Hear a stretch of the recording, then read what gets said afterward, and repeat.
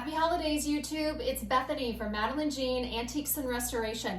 I'm doing things backwards in this tutorial. I'm showing you right now what we built. We built a 6-foot tall Christmas Village Christmas tree with 5 different platforms, and we're gonna get right into it, and we're gonna show you from start to finish how we actually built this thing. Let's go. But before we get started, Little Biscuit here has a little message. What's that? He would like you guys to subscribe to our channel here at Madeline Jean Antiques and Restoration. There is a button in the right lower hand corner where you can click on that and get subscribed. But you also need to go to the main page of my YouTube channel and you need to click the bell. When you click the bell, you'll also get notified anytime I upload a new video. He also wants me to let you guys know, if you like this video, give it a thumbs up and share it. If you guys have any questions, any detailed questions on how we built this Christmas Village Christmas tree, leave it in the comment section or just leave an encouraging note. We'd love to hear from you. Here are the supplies that you'll need to build your Christmas Village Christmas tree. You're gonna need 2 2x4s for the base. You'll need an 8-foot long 4x4 for the trunk of your tree, and then you're gonna need a sheet of plywood. I believe this is 8 feet long, and the depth of the plywood is 1/2 inch. You will need metal brackets to hold up each of your circular sections. These are the kind that we got. You're going to need 20 of these. The most important tool that you'll need for this project is a router. We didn't have one, nor have we ever operated one. Yeah, you heard that right. We have never operated a router before, so this was all new to us. So we got ourselves a router, and then we got this circle guided kit, which was a godsend because it helped us cut the larger circles and the smaller circles. First of all, check how warped this piece of plywood is. We got this piece at Lowe's. It's sad, and it's actually very comical how warped it is. So the first circle that we're about to cut here is the largest circle that'll be on the bottom. It's 36 inches in diameter. We have the Craftsman router hooked up to my Festool dust extractor. It's making it a little hard to maneuver the hose around this big sheet of plywood. Yes, if my workshop was better set up, which I'm noticing I'm gonna have to change a few things here in the future, I would have the hose like hanging from the ceiling or from a stand. So the first thing that we learned with cutting out our first circle, you have to do 3 passes around the entire circle because the router only goes down so far, and if you push the router down too far it'll choke it up. So we did 3 full passes until this circle came out. We were pretty excited. The second circle that we're cutting out is the top circle, which is only 14 inches in diameter. We decided to go with the smallest circle next because we're trying to utilize this large sheet of plywood and get the most out of it that we can. Our goal is to be able to cut out all 5 circles with 1 sheet of plywood. Once we got the second circle cut here, we were finding a pretty good rhythm of attaching the router with the circle guide and helping one another of like, okay, who's cutting this one, who's holding the hose and doing the dance. It literally looks like we're doing a dance here with the dust extractor, but it is what it is, and we made it work. Except when I'm trying to record a time lapse and I actually hit the slow motion button and I'm like, wait a second, what is going on here with my camera? Here we're cutting the third circle. The third circle is 30 inches in diameter. This one became a little more challenging because we're trying to shimmy the piece of plywood on top of this desk. We have it balancing on top of the 2x4s underneath. We needed to create some space in between the desk and the plywood, so the 2x4s were doing that. So it was just finding literally the balance of all these items and being safe and being cautious and measuring everything multiple times. So that's what you see going on here. The fourth circle here is 24 inches in diameter. You can see the smaller the piece of plywood was getting, the harder it was getting to balance everything. We ended up cutting off some of the rough edges with my jigsaw. The 5th and final circle is about to be cut. This one has a diameter of 18 inches. I'd like to point out that we have my Festool dust extractor hooked up to this Craftsman router. Obviously, these tools are not compatible completely. We have the dust extractor hooked into the router with duct tape. It was the only way that we could get them to marry one another. And for the most part, the dust extractor did a fabulous job of sucking up the sawdust, but there was an occasional area where sawdust was left behind. So I would just take my shop vac and suck it out after each pass that we would do around the circle. That way, each and every time that we went to do a pass around the circle, it was nice and clean. Can I get a round of applause? Here are all the circular sections, and here are their dimensions. Next, we're going to be cutting our 8-foot tall 4x4 down to 6 feet tall. More often than not, I do funny stuff. He either ignores me or he doesn't even notice. Here I'm trying to show him that I am a witch from Salem. We were noticing this 4x4 had a ton of staples left in it. We don't know why. So I had to go to my toolbox and get this special flathead screwdriver that is bent because Chris once upon a time bent it. So now we use it to pull out staples. And then I kept noticing he kept blocking the camera. So I would have to say, move over, you're blocking the camera. And then he did it again. And so we're having a good laugh here over it. Yep, that's what it's about. Always laughing, trying to have fun while we're in this workshop. It is pretty cold in my basement, and we were down here for a few hours that night. So here's Chris proudly showing all the staples that he pulled out. Here I'm trying to show you a close-up of the router bit, and there's Chris doing his infamous arm trick. He's such a nut. Okay, I'm trying to show you the router bit that we're going to be using to curve the edges of the 4x4. This should I've never done this before. Chapter 1, never done this before. Chapter 2, never done this before. Ready? I am, and then I'm not ready.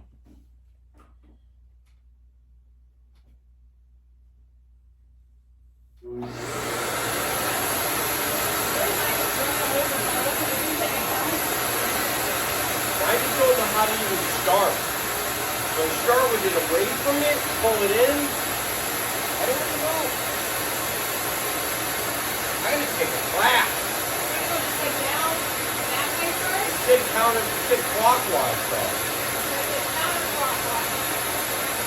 I don't know. Ready? I don't know.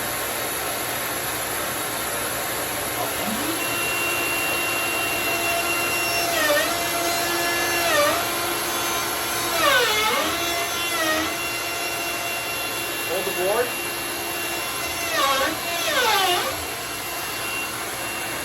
Okay, can you push it towards That's a you? deep cut. Can you push it towards you so you can go more naturally that way? I was cutting too deep. It won't go that way. Oh. I'll try. Okay. I don't think so. It's like a wheel. Oh, gotcha. Yeah, but is this what we want? Is it?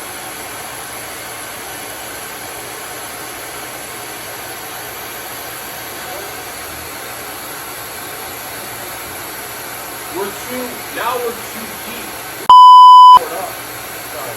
We're too deep now.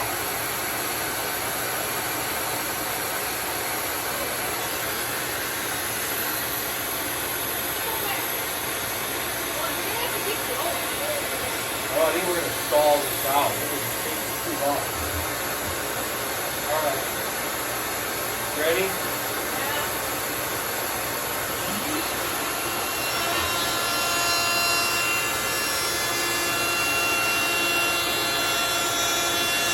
Ready that way. You need to listen to me. Huh?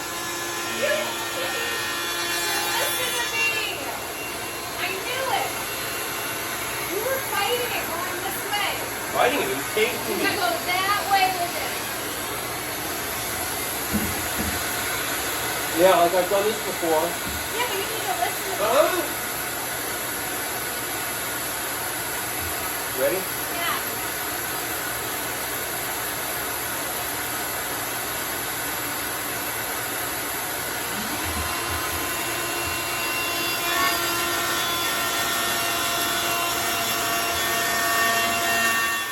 Here's a close-up of what we just did. So we rounded the corners, which we wanted to do, but then it created a deep indent.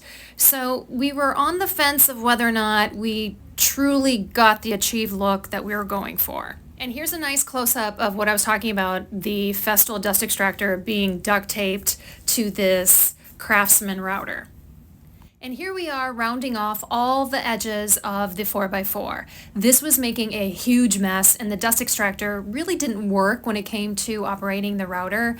I literally just kept vacuuming and vacuuming and vacuuming and vacuuming this entire time. I finally just gave up and was like, you know what, let's just round off all the edges and then we'll vacuum afterwards. And we'll just keep going. This is not like me. I like to clean as I go. We did notice that the router didn't last very long on one battery pack. We had to change it out a few times. Here it is stalling on us, and we had to switch out the Craftsman battery. So the next time I would buy a router, I think I would go with a step up. This router was only $99. Again, it's our first router. We didn't want to spend a lot of money, but we did notice it did lack some power when it came to a job this big. Okay, here's a quick PSA. There should be no rough housing in a workshop. Absolutely none. Especially when you have table saws going. Hey, I think it was a combination. We were tired and we really didn't know what we were doing. Okay, our plans took an unexpected turn. We decided to shave a little bit off the 4x4. And when I say shave, I mean just a sliver. Look how thin this piece is that we took off. Chris decided maybe he would make a nice wooden belt, a little tool belt for the cabin up in Maine. I thought, nah, you need a sash like Mr. Woodworker 2024. We had a good laugh over that. Once again, we decided to round off the edges on the 4x4. Tell our viewers what we did. What we did wrong. We didn't do anything wrong. This is gorgeous.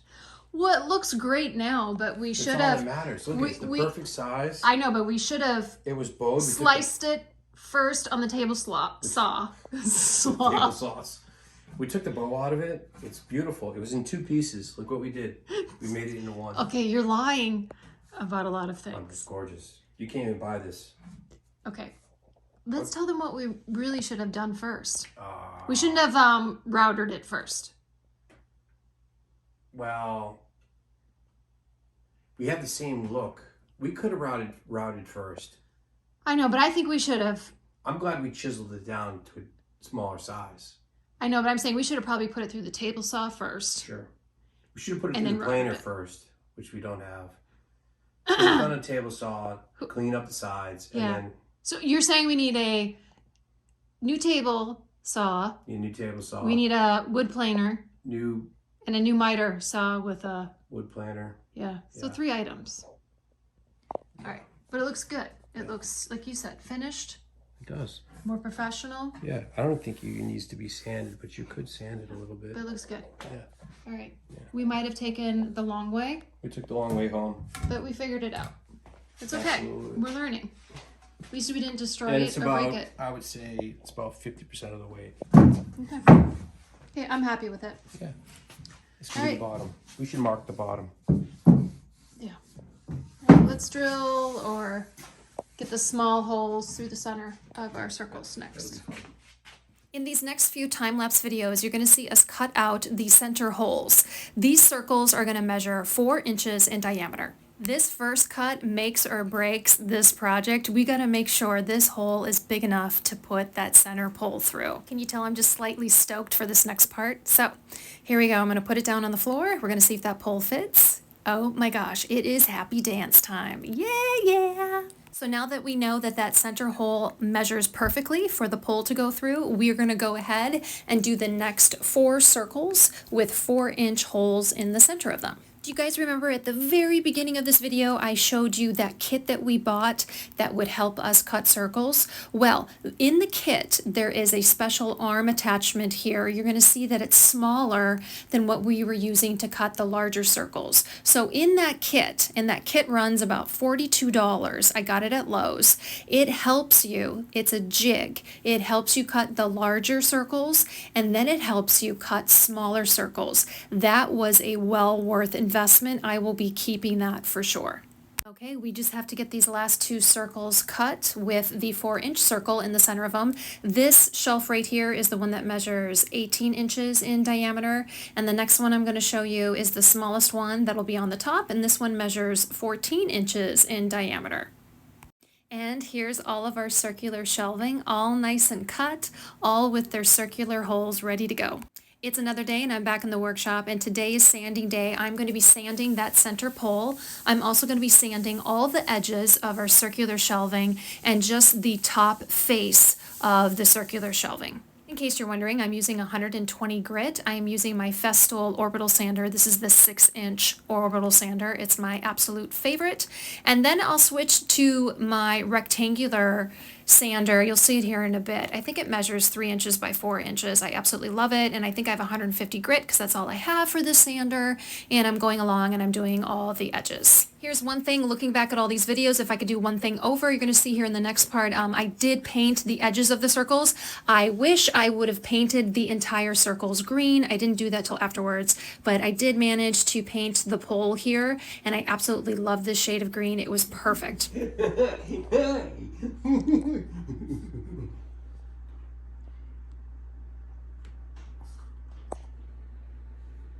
kind of stink.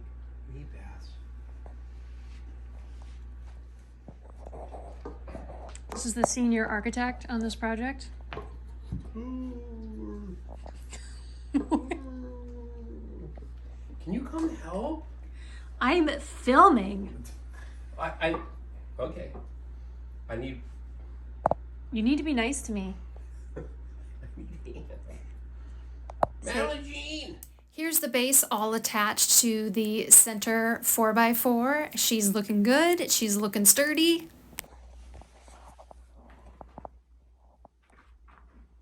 Nice job, Tyrese. It's okay. It's okay. Only 12 more to go. That's kind of. Just kidding. 4. Fuck. Right, I was just showing how this is attached now with all 4 brackets. Hold tape tight. Tape tight. And now how we're measuring 12.5 inches in between each section. It's top of the tape. Second one is up. 3 more to go.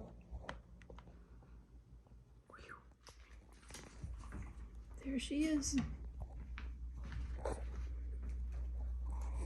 Now I have to paint it. Okay, I didn't like this next part. I had a hot glue gun garland around the edge of each of these circles and it took me forever. So if you're gonna do this, expect that this will take a lot of time and that you might burn your fingers. To make the most of this tedious job, I decided to put on a face mask and at least multitask while I was doing this. This took me hours. Later that night, while watching a documentary on moose, yes, a documentary on moose, we're nerds, I had to ask Chris for some additional help for me to get this garland on the smaller sections above. It literally took 2 people to get this on. One person would glue, the other person would hold the section until it dried, and it just made it go faster. After all that hard work, this is what the garland looks like when it's glued to the Christmas Village Christmas tree. I think she looks beautiful. Let's ask Biscuit and Bacon what they think. Guys? Okay, now here comes the fun part. We got to get all our Christmas Village pieces onto our new Christmas Village Christmas tree. We've got a lot of pieces here and a lot of little pieces, but my favorite building, I love this schoolhouse. Okay, here she is. All the pieces are lit up. We got a bow on the top and everything is looking so festive, and I am so impressed with this project. My daughter helped me fill up our tree this evening, and we had a great time decorating our new Christmas Village Christmas tree. This is our 4th year having a Christmas Village. When we first moved into this house 4 years ago, my daughter and I decided to start collecting these Christmas Village pieces that we would see at thrift stores. And I'm so proud of our collection so far, and I'm sure we'll collect many more pieces in the years to come. Thank you so much for watching this tutorial. I wish you and your family a very Merry Christmas, and so does Biscuit and Bacon.